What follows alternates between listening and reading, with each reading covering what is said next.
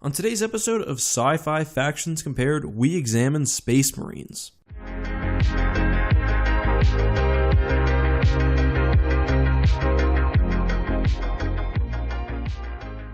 Hey guys, this is EckhartsLadder. Hello and welcome to another episode of Sci-Fi Factions Compared. Today we are looking at Space Marines. Obviously, the Space Marine is a fairly common science fiction trope. But which Space Marine is actually the deadliest? And that's right, you heard correctly. Today's matchup isn't based on logic or which Space Marine is most well designed. Rather, we'll be ranking them based on deadliness with all of their weapons and armor included. Before I get into the comparison, for any of you who miss my ordinary Star Wars content, either today or tomorrow, I'll be uploading a Starship Versus episode on my second channel. It's going to be a rambling version and I might actually do a few different matchups, but it should be fun. I'll put a link down in the description and also in the pinned comment. Alright, so let's start first with the Mobile Infantry from Robert A. Heinlein's Starship Troopers novel. I'm sure some of you are familiar with the excellent 90s Starship Troopers movie, but maybe not with the source material. Unfortunately, the movie doesn't really do the Mobile Infantry justice, but I'll take some time now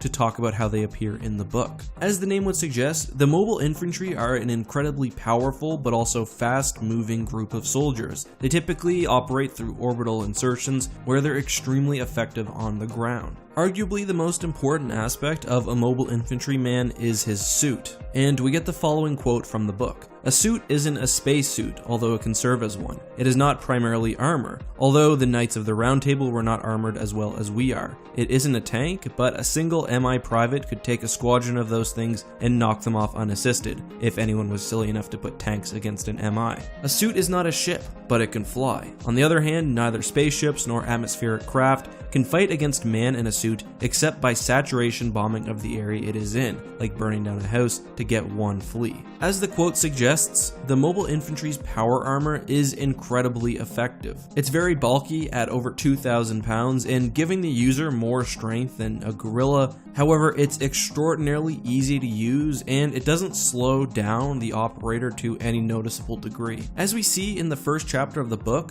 bullets, slugs, and even small explosives are incapable of harming someone wearing a power suit. However, what's arguably more impressive is the sheer amount of firepower that a single suit carries with it. A mobile infantryman carries hundreds, if not thousands of pounds of ammo and weapons. This includes bombs, missiles, handheld flamethrowers, and even a mobile nuclear launcher. The mobile infantry uses a combination of jump jets and parachutes to quickly move across battlefields, engaging targets from kilometers away. The suit is so deadly, in fact, that when reading the book, I sort of got the impression that Rico was not able to use the suit to its full capabilities. Although there's nothing physically preventing him from doing so, there's just so much power and such ease of mobility that it's quite easy to get overwhelmed. Speaking of, let's take some time to talk about the men who operate the mobile infantry suits. The Starship Troopers movie fairly accurately depicts the training regimen shown in the book, besides for the co-ed shower scene at least. Only men serve in the mobile infantry in the novel.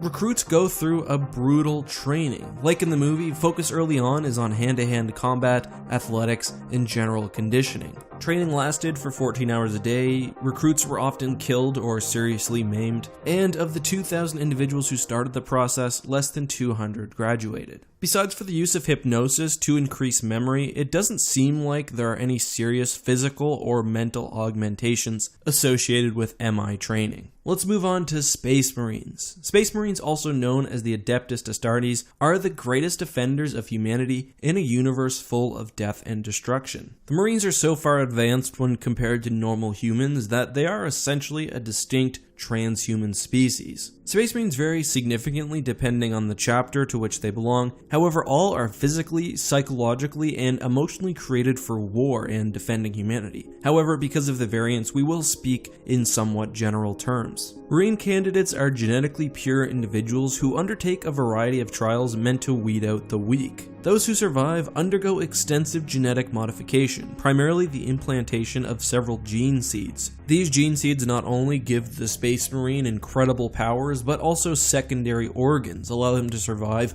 even after suffering incredible injuries. Space Marines have incredible reflexes on the microsecond scale, a near total resistance to pain, and of course incredible strength and speed. Add to that non-stop training and indoctrination, and even out of armor, you have almost a stupidly powerful entity with physical feats far surpassing any other entry on this list. That's even ignoring the almost impenetrable armor that Space Marines are given and their very powerful weapons. I think it's safe to say that 40k is less rooted in sci-fi or fantasy realism when compared to the other factions here, and the focus is really on what's cool. The Space Marine are meant to be the coolest and one of the deadliest forces of humanity. Next up, we have the UNSC and the Spartan Super Soldiers. We're going to talk specifically about the Spartan 2 line here because, let's be honest, they were the best. Spartans were kidnapped at a very young age, typically 6 years old, and then biologically augmented. By their preteen years, they were already peak human condition and would only continue to improve. They were fully grown, the best killing machines ever seen or created by humanity. The biological augmentations were extensive, with key improvements noted specifically in reaction time, speed, and strength. Master Chief on one occasion was said to sprint nearly 100 kilometers per hour,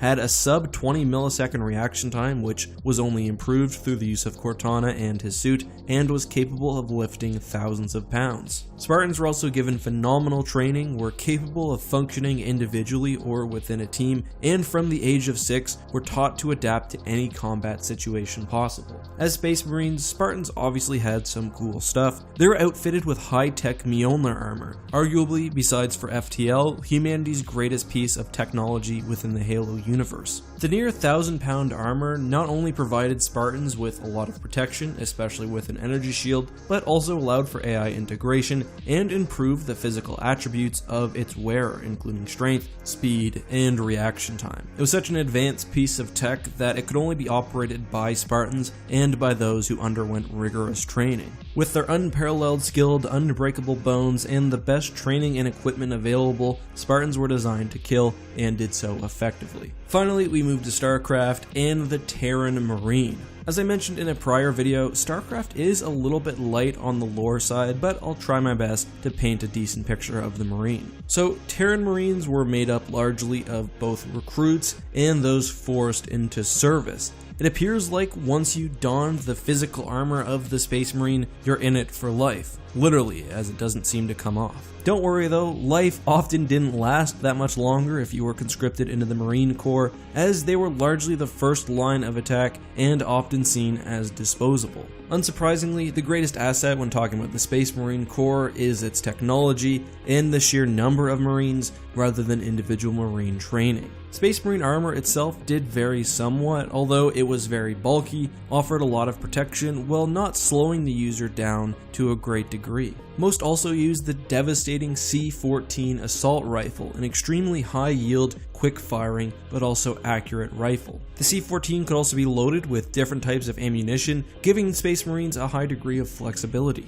With our descriptions out of the way, let's now rank our warriors from worst to best. Interestingly, although I did this comparison holistically by looking at every variable and value, it turns out that the most disposable warriors were also the worst, and those with the most training tended to rank higher. For that reason, number 4 is the Terran Marine. I really don't think their training is anything impressive. They're more like disposable frontline warriors than a true Space Marine force. I think their armor might offer a bit more protection than that of the mobile infantry, and I like their main weapon a lot, but the mobile infantry has those jump jets and, in my opinion, a superior overall arsenal. Moving on now to number 3, it was hard for me to decide whether Spartans or the mobile infantry deserved this position. Spartans have the advantage of better training and genetic augmentation, while the mobile infantry has incredibly sturdy armor and their unique way of moving across the battlefield. To decide, I thought which one of these two would win in a head-to-head fight, and I just don't see any scenario where the Spartan loses. The Spartan's speed and reaction time are just so far ahead of that of the mobile infantry, and I'm not even sure if the armor is that much of a downgrade durability-wise. I mean, it at least has an energy shield. Spartan's main weapons may struggle to pierce the MI's armor, but I'm fairly confident that they could take down the soldier